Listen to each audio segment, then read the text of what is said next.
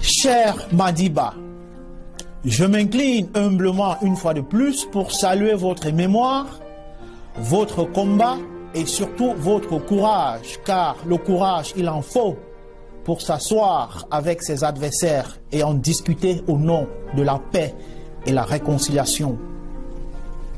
Bâtir la paix, comme nous le savons tous, consiste à prendre des risques, d'abord pour défendre ses intérêts et ses positions qui souvent ont conduit à l'escalade et aux tensions. Et bâtir la paix, c'est aussi courir le risque du dialogue, du compromis et de la reconstruction de la confiance.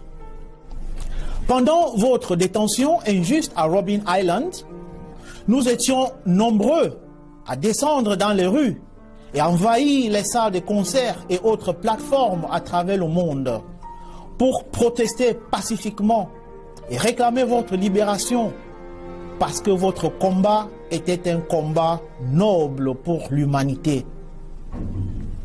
Ce fut une lutte pour la justice sociale et le respect de la dignité humaine. Contrairement à certains de vos pères, le grand homme d'État qui vous habitait avait compris que c'est ensemble, dans notre diversité, que nous parviendrons à bâtir un monde meilleur, un monde nouveau, et un monde où nous évoluerons ensemble sans distinction de confession, de classe ou de race, encore moins de tribus. Cher Madiba, alors que depuis votre départ, je me suis souvent posé la question de savoir que ferais-je de votre héritage si riche, si cohérent et si important, surtout face aux événements tristes que nous revivons aujourd'hui à travers le continent africain, particulièrement de l'esclavagisme, en passant par des conflits violents, de plus en plus cruels à l'égard des populations, et j'en passe. Cher Madiba, oui, je suis coupable. Oui, ma génération est coupable, car ces événements tristes émanent en partie de notre complaisance, d'une décadence de la confiance, d'un déclin du courage et de l'égoïsme humain. Une génération pourtant si douée dans la recherche sur l'intelligence artificielle, mais également très attirée par la distraction et la déstabilisation des relations humaines. Dorénavant, je prendrai la responsabilité de relancer notre mouvement qui travaillera en collaboration avec d'autres mouvements afin de relayer un message d'espoir et de fraternité pour une meilleure cohésion sociale. Ces valeurs qui vous étaient très chères, cher Madiba. Et je le promets, je le ferai avec honneur, avec passion et surtout avec humilité. Comme disait le révérend Martin Luther King Jr., in the end, we will remember not the words of our enemies, but the silence of our friends. Cher Madiba, désormais j'utiliserai toutes les plateformes possibles pour rappeler à nos hommes et femmes politiques que la démocratie reste un combat d'idées, où l'on combat les idées de son adversaire avec les idées, sans en créer des ennemis chimériques. Désormais, je me servirai de votre héritage pour puiser courage et inspiration et rappeler à nos vaillants hommes et femmes en tenue, policiers, gendarmes et militaires tout confondus, que leur rôle principal, c'est d'abord de protéger les populations dans leur quotidien, comme lors des manifestations pacifiques, et non de les humilier, les brutaliser ou mettre fin à leur vie, car nous avons tous l'obligation de respecter cette première valeur universelle qui est la dignité humaine. Cher Madiba, il existe un adage chez moi au Cameroun qui dit « Les morts ne sont pas morts ». Pourtant, nous vivons avec des cœurs lourds et douloureux depuis plus de 3 ans à cause d'une guerre civile ravageuse qui ne dit pas son nom. Plusieurs milliers de personnes y ont laissé leur vie et continuent à périr, y compris femmes et enfants. Un grand nombre de domiciles, d'hôpitaux et villages ont été incendiés, laissant des milliers de personnes déplacées et réfugiées dans la forêt et ailleurs. C'est désormais la confusion, la division et des tensions qui règnent, surtout dans les régions anglophones.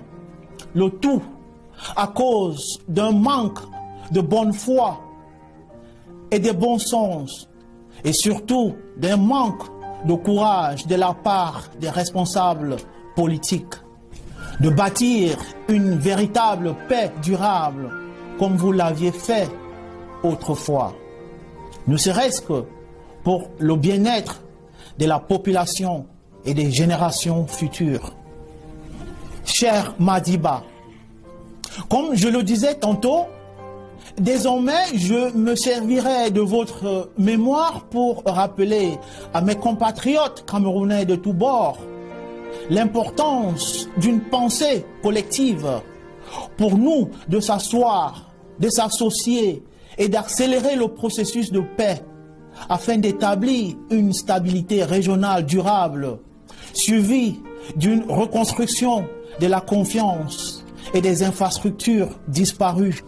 Mes chers compatriotes, pour citer les propos sages de Sa Majesté Sokojo II, ne nous laissons pas tromper par les politiciens de manière à détruire notre beau pays, le Cameroun, dans sa diversité.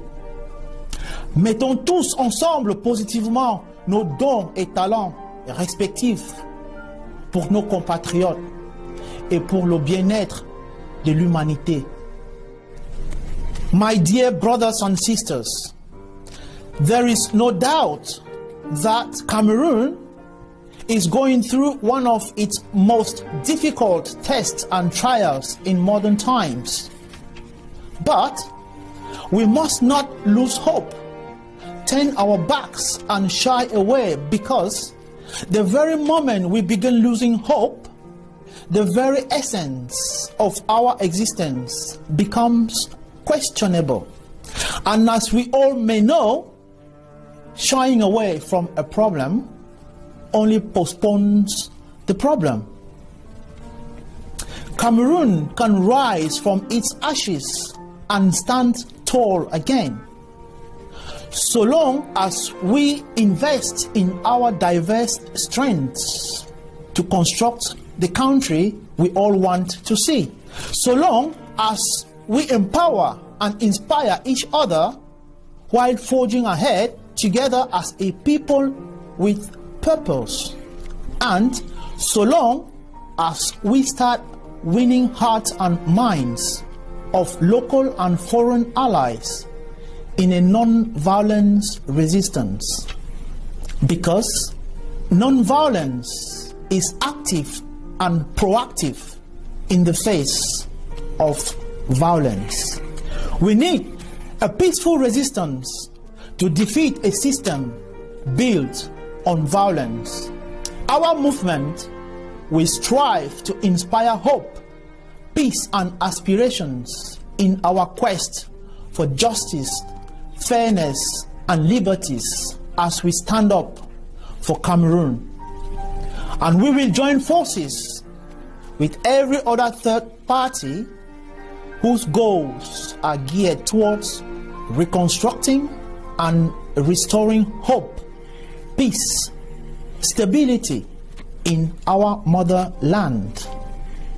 May God bless our country, Cameroon, et que Dieu bénisse notre beau pays, le Cameroun. Je vous remercie.